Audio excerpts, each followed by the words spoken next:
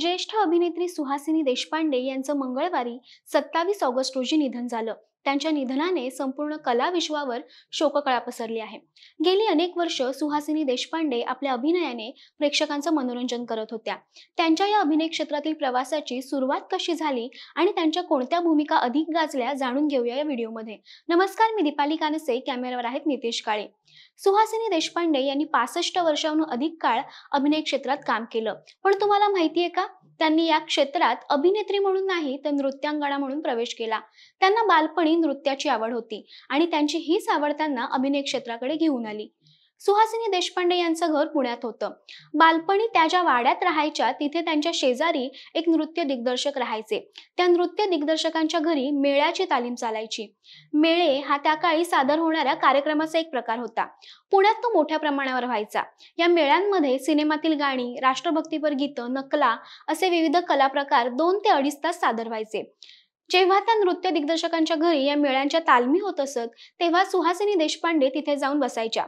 एकदा त्या दिग्दर्शकाने त्यांना मेळ्यांमध्ये काम करायला आवडेल का म्हणून विचारलं आणि सुहासिनी ताईंनी लगेचच त्याला होकार दिला.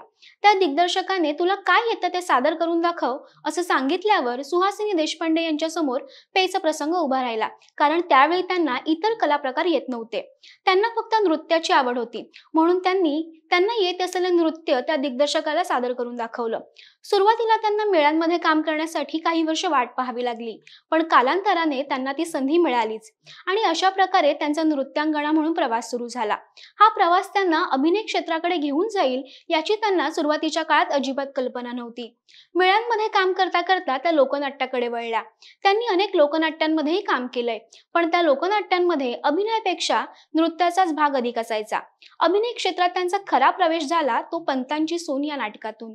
या नाटकात चांदणी ही भूमिका त्यांनी साकारली होती. या नाटकात सुद्धा लोकनाट्याप्रमाणे नृत्याचंच काम अधिक असेल असा त्यांचा समज होता. पण जेव्हा नाटकाच्या दिग्दर्शकाने त्यांना डायलॉग म्हणून दाखवायचं सांगितलं तेव्हा त्यांना दडपण आलं. मला नाही जमणार स्टेजवर उभं राहून डायलॉग बोलायला असं त्यांनी त्या दिग्दर्शकाला सांगितलं. पण शेवटी दिग्दर्शक आणि त्यांच्या वडिलांच्या हट्टाने त्यांनी ते काम स्वीकारलं आणि ती भूमिका उत्तमरित्या साकारली सुद्धा. तेव्हा त्यांच्यातल्या अभिनेत्रीशी ओळख झाली आणि मग त्यानंतर त्यांनी अशा भूमिका साकारल्या की अभिनेत्री सुहासिनी देशपांडे म्हणून त्यांना जग ओळखू लागलं. पु ल देशपांडे लिखित तुझं आहे तुझपाशी या गाजलेल्या नाटकात त्यांनी काम केलं होतं.